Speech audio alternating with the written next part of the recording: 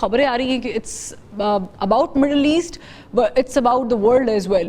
اور جس طریقے سے ہم نے دیکھا ہے کہ امریکہ نے حملے کیے, پھر اسرائیل نے اس پہ کاؤنٹر حملے کیے, چاہے وہ فردوں میں ہو یا دیگر جگہ پہ, جسٹ ٹو میک شیور کہ مکمل طور پر تباہی ہو. اور پھر ایران نے بھی اس کے بدلے حملے کیے ہیں. کیا ماحول کیسا ہے اور کیا کوئی بہتری نظر آنے کی توقع کی جا سکتی ہے؟ جی thank you very much for having me. پہلی بات تو جی میں ابھی عمان میں ہوں, but I am you know based in Saudi Arabia. جی بالکل. بٹ حالات جو ہے وہ تقریباً سیم ہیں ہر مڈل ایسٹ کے ملک میں. مڈل ایسٹ کے اندر بہت ساری انویسٹمنٹس ہوئی ہیں ریسنٹلی, جس کی وجہ سے ایپیٹائٹ فار وار جو ہے وہ بالکل نہیں ہے. آپ کو پتا ہوگا کہ ایران کے ساتھ جو ایک ٹریڈیشنل اینیموسٹی تھی پہلے سعودی عرب کی, یو اے ای کی, وہ بھی ختم ہو گئی تھی. اور ابھی جو سچویشن ہے اس کے اندر کوئی بھی ملک جو ہے وہ یہ نہیں چاہ رہا کہ وار ہو, کیونکہ اس کا جو سب سے بڑا نقصان ہوگا وہ ہوگا مڈل ایسٹ کو. تو اس لیے جو ہے پوری کوشش ہے کہ کس طرح وار کو address this question for me. I have asked this before, لیکن جو اسٹریٹ آف ہرمز کے اوپر سٹانس ایرانی آیا ہے, what's the reaction of Oman and U A E?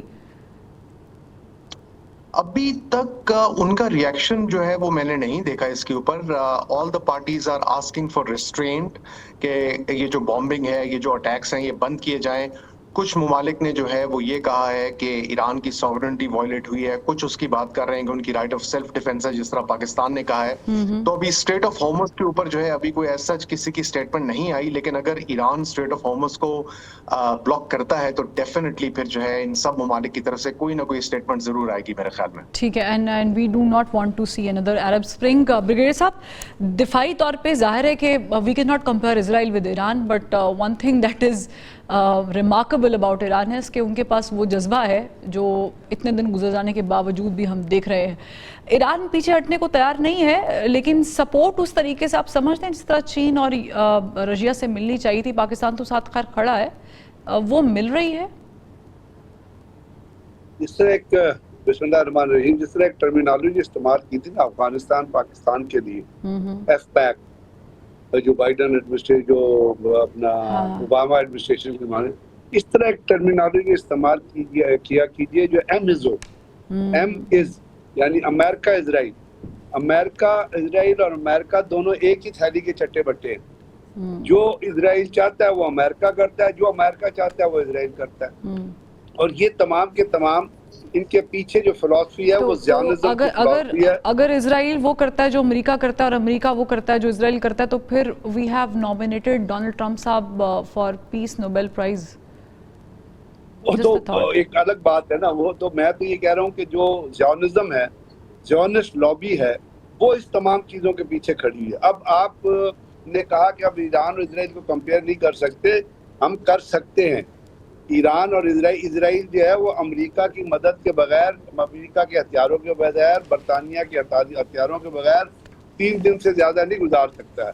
Iron Dome اس نے بنایا تھا نا, جس کو ٹرمپ نے پہلی ٹرمپ میں کہا تھا کہ یہ فینٹاسٹک ایئر ڈیفنس کیپیبلٹی, ہم ایک گولڈن ڈوم بنائیں گے اسی کی لائن پہ. اب آئرن ڈوم کا کیا ہوا؟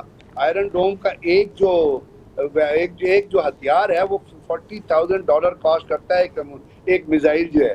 اور ایران نے اپنے ڈرونز پھینک کے اس کے ذریعے آئرن ڈوم کو انگیج کر لیا. اور ایران جو میزائل اسرائیل کے اوپر پھینک رہا ہے وہ آپ دیکھ چکی ہیں. اب یہ F-35 جو ہے وہ بھی ایران نے گرا لیا ہے.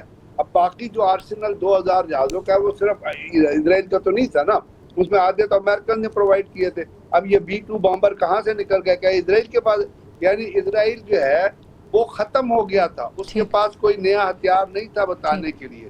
اس کی کیپیسٹی, ملٹری کیپیبلٹی ختم ہو گئی تھی. اس لیے وہ امریکہ کے پیچھے پڑا ہوا تھا کہ آؤ مجھے بچاؤ. میں تھوڑا سا ڈس ایگری کرنا چاہوں گی بریگیڈیئر صاحب. اس کی وجہ یہ ہے کہ ایک ایسا ملک جو پچھلے 2 سال سے یک طرفہ جنگ کر رہا ہے اور مسلط کی ہوئی ہے غزہ پر, بم بھی مار رہا ہے, شوٹ بھی کر رہا ہے, ہر قسم کا وار کرائم پار کر چکا ہے, اور وہ یہ ملک کہے کہ میرے پاس I do not have enough weapons. تو مجھے سمجھ اس لیے نہیں آتی. ہاں, اس کا کانسیپٹ یہ ہو سکتا ہے کہ امریکہ چونکہ انوالو ہو جائے, جو کہ ہو گیا ہے اور انہوں نے کر کے بھی دکھا دیا, یہ ایک وجہ ہو سکتی ہے. میں نہیں, اس میں آپ ایک چیز دیکھیں گا, آپ ایک چیز بھول رہی ہیں.